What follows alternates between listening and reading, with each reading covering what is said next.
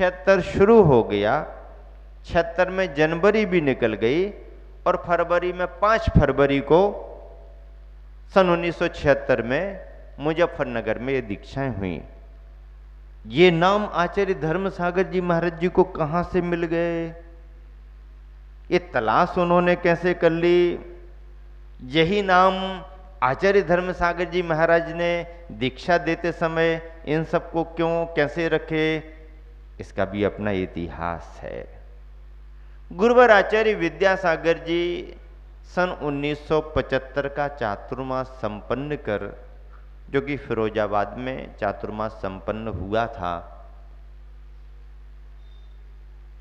आचार्य श्री स्वयं सुनाते हैं कि फिरोजाबाद आकर के बहुत से लोगों ने निवेदन किया कि गुरुदेव दिल्ली पास में है, बहुत बड़े बड़े मुनि संघ उपस्थित हो रहे हैं, महावीर निर्माणोत्सव पर आप भी उपस्थित रहें, जो चतुर्मास आप इस तरफ करना चाहते हैं वो दिल्ली करें। महावीर जी आदि में भी निवेदन किया गया, लेकिन आचार्य श्री कहते हैं कि पता नहीं मेरे मन में ही नहीं आता था कि महानगरों में मैं जाऊं मुझे तो क्षेत्र और ग्राम्य जीवन पसंद आता था, इसलिए मैं क्षेत्रों का चयन करता हूं और छोटे छोटे गांवों को पसंद करता हूं। चर्या स्वतंत्रता से निर्दोष वहां पर अच्छी पलती है। महानगरों का आकर्षण, महानगरों की व्यस्तता, महानगरों के लोगों की दिनचर्या आचार्य श्री को आकर्षित नहीं कर पा रही थी, और यही कारण है कि दिल्ली जैसे महानगर का निवेदन हो, तीर्थंकर भगवान महावीर स्वामी के 25वें निर्माण महोत्सव मनाने के आयोजन की प्रभावना हो। आचार्य श्री ने सभी का महत्व तो समझा होगा, लेकिन अंतर मन से अध्यात्म प्रेमी गुरुवर को ये लगा ये भीड़ भाड़, आयोजनों की व्यस्तता, स्वतंत्रता और शांति बाधित होती है। चलो बड़े बड़े संघों के द्वारा धर्म प्रभावना संपन्न हो रही, मुझे तो फिरोजाबाद का चतुर्मासी पसंद आ रहा है। वहां निवेदन किसी ने नहीं किया। छदामी लाल जी के मंदिर में गुरुवर आचार्य श्री ने चला करके 2002 का चतुर्मास हम लोगों का कराया। मैं स्वयं मुनि श्री प्रमाण सागर जी, ऐलक निश्चय सागर जी, तीनों का विहार उस तरफ हुआ था, और जब चतुर्मास करने का योग बना तो आचार्य श्री के तरफ से एक ही नाम आया, फिरोजाबाद को देख लो। उस समय नरेंद्र प्रकाश जी गुरुवर के पास बहुत आते जाते थे, फिरोजाबाद देख लो, तो जैसे ही समाचार मिला फिरोजाबाद देख लो तो अपन कहते ना कि उसमें तो और प्रसन्नता, इसलिए कि जिस जगह पर अपने गुरुवर का चतुर्मास हुआ उसी जगह पर चतुर्मास करने का अवसर मिले, इससे बड़ा सौभाग्य और क्या है, और वो गुरु की तरफ से नाम मिले, और ही बड़े भाग्य की बात है। हम लोगों का चतुर्मास तो एक बदले हुए परिवेश में हुआ, लेकिन जिस समय आचार्य श्री ने अपना चतुर्मास सन 1975 में फिरोजाबाद में करने का मन बनाया, उस समय मुनि धर्म की प्रभावना उस रूप में नहीं थी। गांव में मुनि धर्म की प्रभावना मुनि भक्ति के रूप में भले थी, लेकिन जिस मंदिर में चतुर्मास करने का मन बन रहा है, विस्तृत एरिया है, भव्यतम रचना है मंदिर की, तो उसमें प्रबंधन जो था वो एकांत और निश्चय मत के पोषक वाला उस समय रहा, तो उन्होंने इच्छा ही प्रकट नहीं की। निवेदन करना तो बहुत दूर की बात, बल्कि वो तो दिन और गिन रहे होंगे, अब ये महाराज जी आए हैं, 2 दिन हो गए, 4 दिन हो गए, अब कहीं बिहार कर लें तो बहुत अच्छा है, आदि आदि। परिचय भी उस समय उत्तर भारत में आचार्य श्री का नहीं था।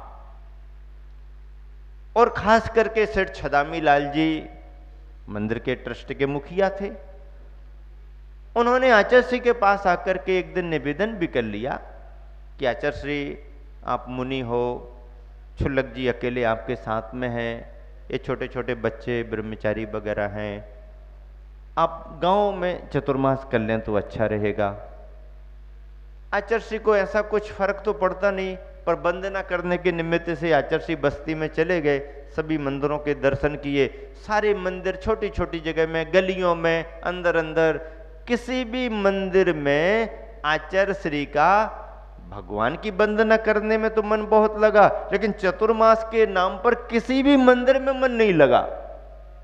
सो लौट करके वापस आ गए और उसी जिनालय में विराजमान हो गए। अब सेठ जी को लगने लगा मामला तो कठिन हो रहा है, अपनी बात तो चली नहीं, ये तो लौट करके फिर वापस आ गए। 2-4-8 दिन की बात अलग है, पूरा चतुर्मास करेंगे, व्यवस्था कौन बनाएगा, कैसे होगा चतुर्मास। तो सेठ जी ने एक दिन फिरोजाबाद के विद्वान नरेंद्र प्रकाश जी को फोन कर दिया कि पंडित जी जरा देखो, स्थिति संभालो। एक महाराज जी आए हैं और हमने तो उनको सारी परिस्थिति बता दी, लेकिन वो तो कुछ बोल ही नहीं रहे, और सुनने वालों से ऐसा लग रहा है कि उनको तो बहुत अच्छा लग रहा है। ऐसा ना हो वो यहां पर चौमासा कर लें, कौन व्यवस्था करेगा। तो नरेंद्र प्रकाश जी ने पूछा कौन से महाराज जी हैं, क्या नाम है। नाम तो आचार्य विद्यासागर जी सुनने में आ रहा है। आचार्य विद्यासागर जी नाम है। आचार्य विद्यासागर नाम यहां कहां से आ गया आचार्य विद्यासागर, वो तो राजस्थान में है। आप कैसे जानते हो कि वो राजस्थान में है। आचार्य ज्ञान सागर जी महाराज के शिष्य आचार्य विद्यासागर जी हैं राजस्थान में। वो यहां कहां से आ गए, वो ही हैं क्या या दूसरे हैं, पता लगाओ जरा जाकर के। छदामी लाल जी ने इंक्वायरी की, पता लगाया, मालूम चला हाँ वो ज्ञान सागर जी के शिष्य आचार्य विद्यासागर हैं। फिर उन्होंने प्राचार्य जी को फोन किया, पंडित जी वो तो यही जानकारी मिल रही कि वो ज्ञान सागर जी वाले ही आचार्य विद्यासागर जी हैं। तो पंडित जी ने, वो स्वयं बताते हैं हम लोगों को कि फोन पर ही इतनी प्रसन्नता व्यक्त की कि सेठ जी मौका चूको मत, यदि आचार्य ज्ञान सागर जी महाराज के ही शिष्य आचार्य विद्यासागर जी आ गए तो भाग्यशाली हो तुम, चौमासा कराओ। और हम आते हैं। उस समय तक वो भी आचार्य श्री के पास नहीं आए थे। आए, सेठ जी से बात करी, सेठ जी आप तो बिन देखे श्रीफल चढ़ा दो, चतुर्मास संपन्न कराने की जवाबदारी हमारी रहेगी। गए और जैसे ही आचार्य श्री का दर्शन किया, आचार्य श्री को पहले से मालूम था कि यहाँ पर पंडित जी हैं। उन्होंने परिचय दिया, आचार्य श्री ने मुस्कुरा दिया, और जब धर्म की चर्चा शुरू हुई, बातचीत शुरू हुई, तो सेठ जी तो सुन सुन करके अवाक रह गए, अवाक रह गए। और स्थिति ये बनी कि बिना कुछ कहे ही सेठ जी चक्कर लगाना शुरू कर दिए, पंडित जी चौमासा यहीं कराओ, पंडित जी चौमासा यहीं कराओ। आचार्य श्री ने चतुर्मास भी कर लिया। पंडित जी ने व्यवस्था भी अंदर एक चौका लगाने की बना दी। और उपवास के अगले दिन जब आहार चर्या को निकलना था तो सेठ जी ने जाकर के निवेदन भी कर दिया, गुरुदेव चातुर्मास अच्छा होगा, अब किसी बात की चिंता नहीं है, हमने एक चौके की भी परमानेंट व्यवस्था कर दी है, पंडित जी ने जवाबदारी ले ली, अब चौमासा अच्छा होगा। आचार्य श्री बोले नहीं, मुस्कुरा दिए। और आचार्य श्री स्वयं बताते हैं कि जैसे ही मंदिर से मैं अंजलि लेके निकला, सभी लोग वहीं खड़े थे, पड़गाहन वाले पड़गा रहे थे। ये सुनिश्चित जैसा लग रहा था कि वहीं पर पड़गाहन होगा, लेकिन मैंने तो देखा और धीरे से देख करके आगे बढ़ गया। आगे बढ़ गया तो लोग कहने लगे महाराज जी चौका यहाँ है, महाराज जी चौका यहाँ, महाराज जी चौका यहाँ है। लेकिन सुन करके मैं धीरे धीरे आगे बढ़ गया तो थोड़ा सा लोगों में हलचल हो गई, गुरुदेव आगे नहीं जाना, गुरुदेव चौका यहाँ है, आगे नहीं जाना, चौका यहाँ है। गुरुदेव तो सुनते मुस्कुराते हुए मेन गेट की तरफ आगे बढ़ गए, और मेन गेट पहले से थोड़ा सा बंद कर दिया ताकि कोई व्यवधान ना हो। जैसे आगे बढ़े, चौकीदार खड़ा हो गया, देखने लगा क्या करना, खोलना कि बंद रखना। आचार्य श्री खड़े हैं, पीछे से सारा कि भैया खोल दो, अंतराय ना आ जाए। गेट खुल गया, आचार्य श्री अंजलि लेकर के बस्ती में निकल गए। बस्ती वालों को ये अंदाज नहीं था गुरुदेव आएंगे। चौके के नाम पर किसी ने चौका भी नहीं लगाया था, लेकिन आचार्य श्री भ्रमण करते हुए बस्ती में जब निकल रहे थे, जाने में समय तो लगता है, जब आचार्य श्री निकल ही गए, चिंता हो गई, शहर की ओर जा रहे हैं, गाड़ी वाड़ी वाले रहते हैं, जाओ आगे बढ़ो, कहो इनको कहो, फिर गांव में ये मालूम तो रहता है वो अम्मा जी 16 करती हैं, ये करती हैं, वो करती हैं, गांव में कुछ ना कुछ तो पुराने लोग रहते हैं, तो भागे भागे उनके पास गए, अम्मा जी भोजन बन गया ना तुम्हारा? कहने लगी हाँ बेटा बन गया, क्या बात है? अरे बोले गुरुदेव आ रहे हैं, जरा खड़े हो जाओ। वो बुढ़ियाएं जो अपने लिए 16 का बना करके रखती खड़ी हो गई, और आचार्य श्री अपनी गति से मोहल्लों गलियों में से श्रावकों का निरीक्षण करते हुए, जैसे ही उनके कर्णों में आवाज आई, हे स्वामी नमोस्तु नमोस्तु नमोस्तु, आचार्य श्री के चेहरे पर प्रसन्नता पड़गान हो गया, आहार संपन्न हो गया। आचार्य श्री आकर के जब कक्ष में विराजमान हुए, सेठ जी तो पानी पानी हो गए, पसीना पसीना आने लगा। कहने लगा गुरुदेव ये क्या किया तुमने? चौका यहाँ लगा था, आप बस्ती में कैसे चले गए? वहां तो कोई चौका ही नहीं था। तो आचार्य श्री कहने लगे कि यदि बस्ती में चौका नहीं था तो हमारा आहार संपन्न कैसे हो गया? यदि बस्ती में चौका नहीं था तो हमारा आहार संपन्न कैसे हो गया? सेठ जी, त्यागी वृत्ति सब जगह मिल जाते हैं, ज्यादा चिंता करने की जरूरत नहीं। और वो पहला क्षण था जब सेठ जी के मन पर एक दिगंबर मुनि की चर्या का पहला प्रभाव पड़ा। वो दिन था कि पूरे 4 महीना आचार्य श्री सुनाते हैं कि सेठ जी प्रतिदिन मेरे साथ जंगल जाने लगे, प्रवचन में बैठने लगे। प्राचार्य जी मंच का संचालन करते थे और धारावाहिक आचार्य श्री के 1-1 1.5 घंटे प्रवचन होते थे। जो प्रवचन की धार आचार्य श्री की बही है फिरोजाबाद में, अद्भुत रही, अद्भुत रही। आज भी वहां के लोग अनेकों चतुर्मास होने के बाद भी याद करते हैं कि वो चतुर्मास जो सादगी का चतुर्मास, प्रभावना का चतुर्मास हुआ था, आज भी उस पुरानी पीढ़ी को याद आता रहता है। सेठ जी प्रभावित हो गए, नगर में खूब चौके लगे, दूर दूर जाकर के आचार्य की आहारचर्या संपन्न होती रही। सेठ जी के मन में भी आया, जिंदगी निकल गई मुनियों से दूर रहते रहते, जिंदगी निकल गई पंडितों के चक्कर में फंस करके, जिंदगी निकल गई पंडितों ने मुनियों से मुझे दूर करके रखा।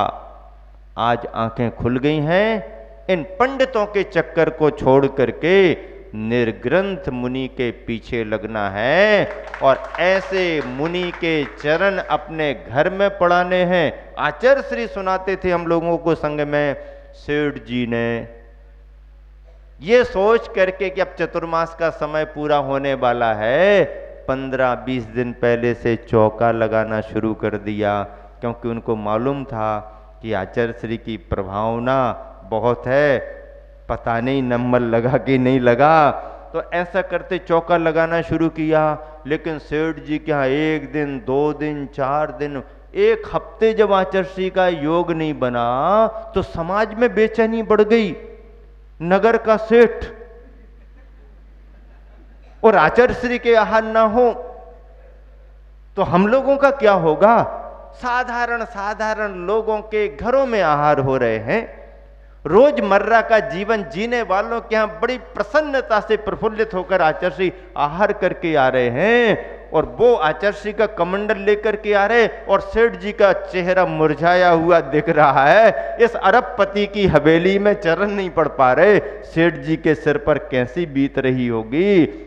कहने को कुछ नहीं, रोने को आंसू भी नहीं निकल पा रहे और किसके सामने कहें? सबसे यही कहें, भैया गुरुजी के चरण पड़वा दो, भैया।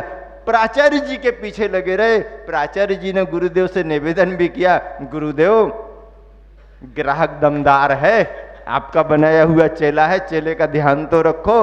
गुरुदेव मुस्कुराते रहे। परिवर्तित हुआ है, परंपरा बदल जाएगी, मुनि धर्म से जुड़ जाएगा। गुरुदेव सुनते रहे और इतने दिन निकल गए, आहार नहीं हुआ, निष्ठापन का उपवास भी आचर्षि ने कर लिया, आहार ही नहीं हुआ। रात भर आचर्षि सामयिक में खड़े रहे, क्योंकि वो महावीर भगवान का 25वां निर्माण का दिवस था। आचर्षि कहते हैं मैं रात भर खड़ा रहा सामयिक करने के लिए। माली देखता रहा, दर्शन करके लोग चले गए, बंद कर दें बंद कर दें। जब 10, साढ़े 10, 11 बज गए और महाराज जी नहीं निकले तो माली को चिंता हो गई, खुले रखें तो दिक्कत और बंद करें तो दिक्कत, घर ना जाएं तो दिक्कत, यहाँ बैठें तो दिक्कत, क्या करूं। उसने फोन लगाया सेठ जी को।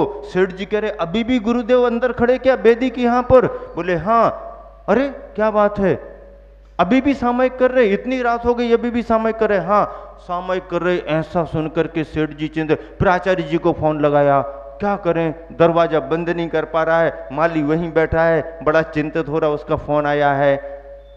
चिंता मत करो सेठ जी, सामयिक करने का उन्होंने भाव कर लिया हो गया, उसको कहो तुम्हें क्या करना है तुम देखो, बाहर से जैसा करना हो करो, गुरुदेव हिलने वाले नहीं हैं। माली भी निश्चिंत होकर के सूचना दे करके प्रबंध करके थोड़ा सा अपने घर चला गया।